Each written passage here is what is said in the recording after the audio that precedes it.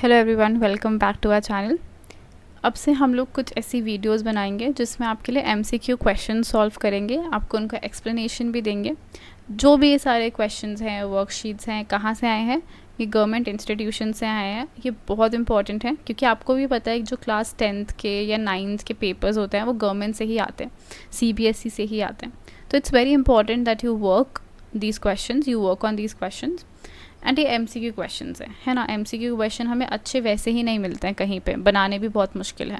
तो आप ये क्वेश्चन ज़रूर देखें, इनका एक्सप्लेनेशन समझें, आंसर्स देखें एंड सब सब्जेक्ट्स का देखें, not just for English but for all subjects. ठीक है, आज हम लोग क्या कर रहे हैं? आज हम इंग्लिश कर रहे हैं चैप्टर 1 लेटर टू गॉड। बहुत ही प्यारा चैप्टर है, सिंपल से 10 क्वेश्चन करेंगे एंड विल बी डन। अब ये जो क्वेश्चंस हैं ये इस लास्ट पैराग्राफ से रिलेटेड है। इस पैराग्राफ में क्या है आप लोग पढ़ लीजिएगा, बट मैं आपको एक्सप्लेन कर देती हूँ। ये वो टाइम है जब लेंचो क्या करता है, वो एक बार he is writing a letter again, he is rewriting a letter again to God. तो वो क्यों लिखता है लेटर? बिकॉज उसने एक्सपेक्ट किए होते हैं 100 पेसोस। पेसो क्या है? उसकी करेंसी है लैटिन अमेरिका की, बट उसको मिलते कितने हैं? सिर्फ 70। तो अब वो परेशान हो जाता है और उसको लगता है कि जो बाकी के पैसे हैं ना, गॉड ने तो नहीं लिए होंगे, बट कोई पोस्ट ऑफिस का एम्प्लॉय है, पोस्ट ऑफिस का वर्कर है, उसने ले लिया। तो he is putting the blame on the workers. Okay, तो अब हमें देखना है उसके रिलेटेड क्वेश्चंस क्या हैं। तो इससे बहुत सारे क्वेश्चन बन सकते हैं यार, कि वो कैसा आदमी था, उसकी क्वालिटी क्या थी, उसको गॉड पे कितना विश्वास था। तो ये सारे क्वेश्चंस बन सकते हैं। पहला क्वेश्चन देखते हैं।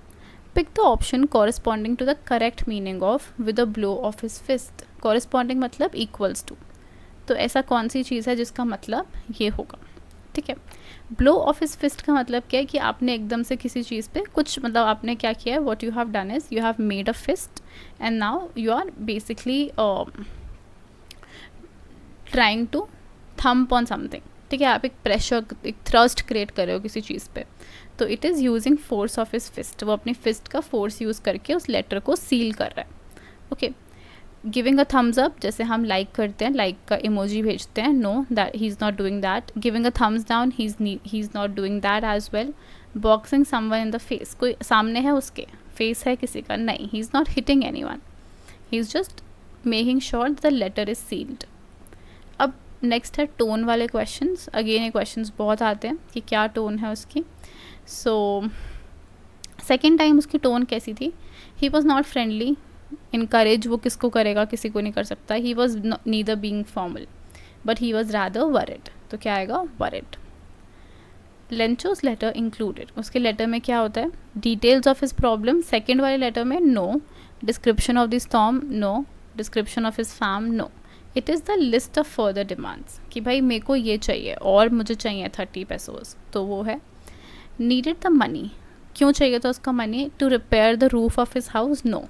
He wanted to buy seeds for the next crop, that is right. He wanted to survive till the next crop, that is also right. दोनों ऑप्शंस कहाँ पे मिलेंगे मुझे? डी पार्ट में, बी भी है और सी भी है।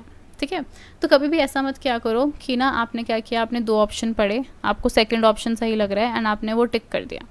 हो सकता है कि यार सेकंड ऑप्शन के साथ कोई और ऑप्शन भी इंक्लूडेड हो और वो ऐसे डी पार्ट में लिखा हो। तो इसलिए it's always a very good thing to read all the options, look at all the options and then decide a final answer. Find a word from the passage which means the same as enough. तो enough मतलब होता है कि बहुत। तो job नहीं हो सकता, feed नहीं हो सकता, incubate नहीं हो सकता, it is educate. The story is all about unconditional. Unconditional मतलब कि आपको सामने से कुछ नहीं चाहिए। तो it is all about, is it about unconditional love? No. Is it about unconditional enmity? तो एनमाइटी होता है कि आप किसी के एनिमी हो, लव को opposite, no. Is it about unconditional dependence? No, it is about unconditional faith. एक आदमी है लेंचो जिसको भगवान पे पूरा भरोसा है, पूरा फेथ है।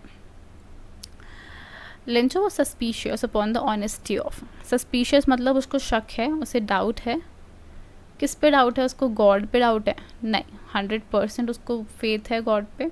पोस्टमैन और पोस्ट मास्टर पे स्पेसिफिकली उसको डाउट नहीं है, बट उसको हर एम्प्लॉय पे डाउट है। एम्प्लॉय मतलब हर वर्कर पे डाउट है उसको कि भाई सभी बेकार हैं, उसको ऐसा लगता है। तो A part is the right answer. Okay, according to Lencho the employees of post office are, तो जो पोस्ट ऑफिस के लोग हैं वो क्या हैं? God no, good soul no, faithful no, they are crooks. ठीक है, he is basically thinking of them as negative people, so it has to be crooks. Choose the characteristics displayed by Lencho when he writes the second letter. तो क्या characteristics हैं जब वो second letter लिखता है? first वाला नहीं, second. Is he thankless? He is not thankless. उसे पता ही नहीं है तो उसे क्या हम thankless बोले? He is neither ungrateful. ठीक है, तो ये दोनों सेम वर्ड्स हैं. जहाँ पे सेम वर्ड्स होंगे ना तो आपको यूनिक आंसर कहाँ से मिलेगा? नहीं मिल सकता. तो ये दोनों तो ख़राब हैं. वो ग्रीडी भी नहीं है because he is not asking for a lot of money, he is just asking for basic amount कि भाई मुझे इतना चाहिए पूरे साल के लिए, अपनी फैमिली के लिए, आई नीड इट. उसके बाद बट ही इज़ बीइंग नेव. नेव का मतलब क्या होता है? दैट ही इज़, आप बोल सकते हो गलेबल, या फिर आप बोल सकते हो ही इज़ बीइंग स्टूपिड, कि उसको पता ही नहीं है हाउ द वर्ल्ड ऑपरेट्स. उसको पता ही नहीं है कि गॉड आपको पैसे नहीं दे सकते. How many pesos did Lencho ask for? Lencho ने कितने पैसे मांगे थे? अब यार ये जो ऑप्शन है ना, या ये जो क्वेश्चन है, a lot of you might get confused here और won't be able to find the answer. But होता क्या है यहाँ पे कि उसने टोटल कितने पैसे मांगे थे? तो उसने 70 टोटल नहीं मांगे थे, 70 उसको मिले थे.